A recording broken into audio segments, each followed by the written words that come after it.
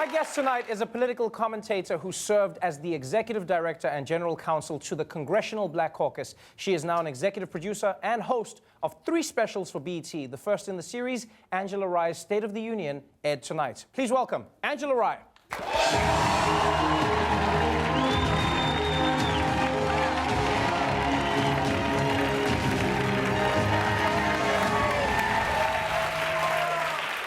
Welcome to the show. Thank you for having me. You have a long list of credentials because you are doing many things, but some people first came to know you from an infamous moment where you were on CNN speaking during, I think it was the conventions. We actually have that clip here. Uh-oh.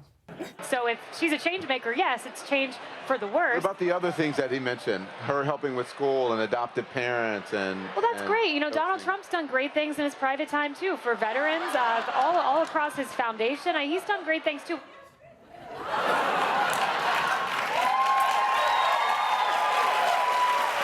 Just so you know, I'm going to get you back for that. I don't know how yet, You're but going to get me back? back? What do you mean? I was giving you props. That's an amazing moment. There's going to be something you do, But roll that's your no, eyes that's or an something. amazing- It's contagious. Watch. I think that's an amazing moment. A lot of people liked that in that moment. I feel like you were expressing how people were feeling. Yeah. And that is often something that a pundit can't do or couldn't do before Donald Trump. Everyone had to act like everything was normal.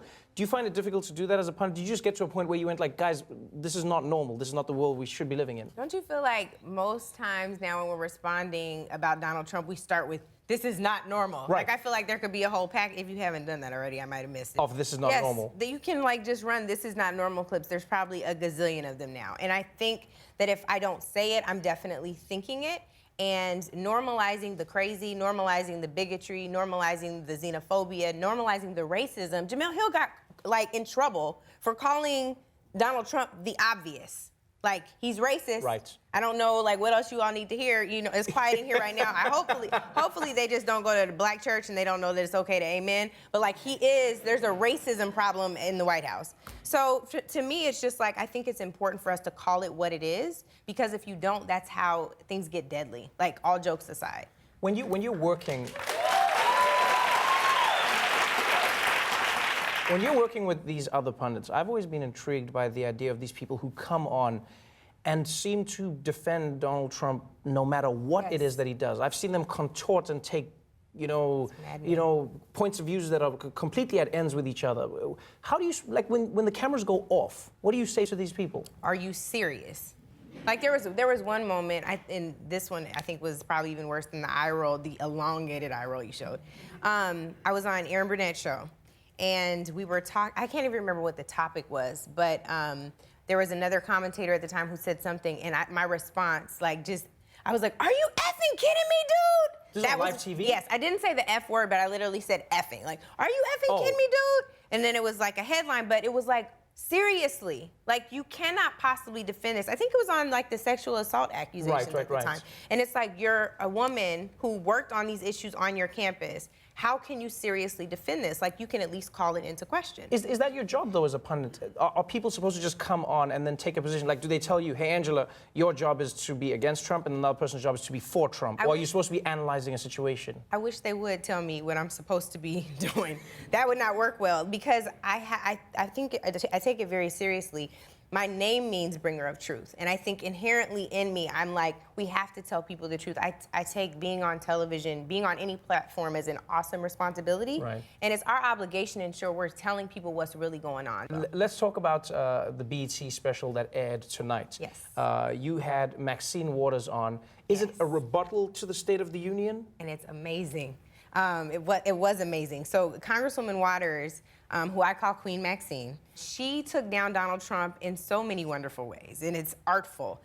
So she does like she did a 5-minute rebuttal for the show, right? And it's just fantastic. Let me ask you this: like the BET element of it makes it particularly interesting, and some people have said, "Well, I'm glad it's on BET because I want something that is specifically for Black people." I mean, we made the joke on the show today because there's certain people who have that feeling.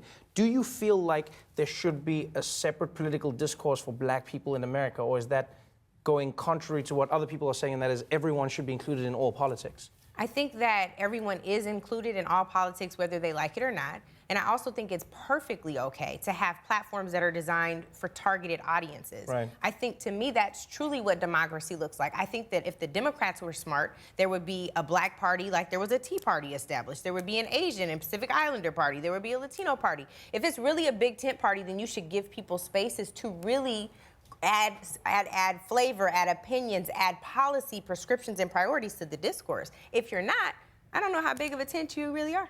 Oh, that's an interesting point of view. So you would have them under the tent of the Democratic Party. So there'd be like the black party in the Democratic Party. Yeah, why not? I'll give you another example. I just used the Tea Party as an example, but in high school, I started a black student union. The administration was mad. They thought it was divisive because there was already a multicultural student union.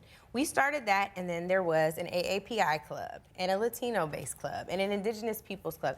And everybody went to all of those different clubs. They provided opportunities to learn. What's wrong with that? Right. Like, I think that's great. That's not divisive. That's the way to educate people. That's the way to show people where our similarities really lie and how we can work to fight together. That's what we should be doing right now. Right. You have an interesting message that ties into that, and that is work woke. Yes. Like a lot of people go hashtag stay woke. Yes. And yours is work woke. What does working woke mean?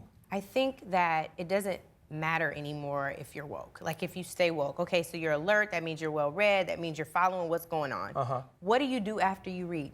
What do you do after you know all, right? And you can say that you're truly conscious. How are you putting what you know into action? So to me, like, I'm a religious person, so faith without works is dead faith to me. Right. And so the only way to truly demonstrate your faith, the only way to truly demonstrate that you want to make a difference is to act upon that. So that's what it's really about. Hashtag work woke. I like it. You Thank gonna you so do much it? for being on the show. I'm gonna do it. All right. I'm gonna do it right now.